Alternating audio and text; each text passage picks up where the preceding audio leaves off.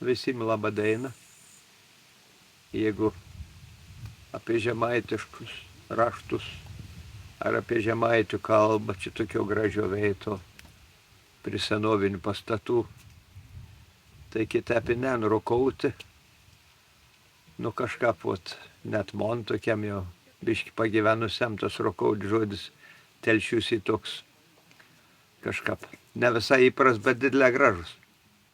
A čia barek šnekėčias laiką žemaitišką, čia turėjom visi jau bendrinė lietuvių kalba, kad iš tikrųjų sugalvota.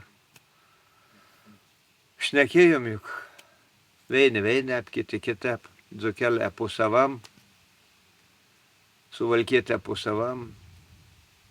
Nu gal ir tos kalbos, kad susišnekėti. Bet juk vis antrą suprantam.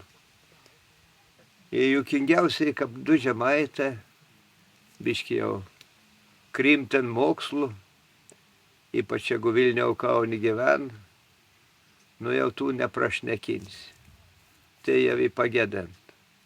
O mes tam krašte da laikomės. Aišku, viskas priklauso nuo šeimos. Didelė daug priklauso nuo mokyklos. Kokį vaks turėjo lietuvių kalbos mokytojai. A geresnė, blogesnė. Ar anam rūpėjo tik išdėstyti sausą visko, ons primindavo, kad žodis briekšt žemaitiškai visai kitap. Lietuvė briekšto ant kelas, mes anam golti. Ir daug tokių įdomybė, tai vat aš tep jau. Čia tokia graži proga, šį metą žemaičių raštų metą. Sunkiai ir dabar įskaityti, ypač įrašyti, kadangi mokyklo mūsų nieks nemokėna. Kon mes gavom iš šeimos, ton mes įgavom. Tai laikykimos dar, juk čia, kaip sako, po kokį 30 metų jau prašnekinį žmogų žemaitišką bus ojojoj, čia bus muziejinė retenybė.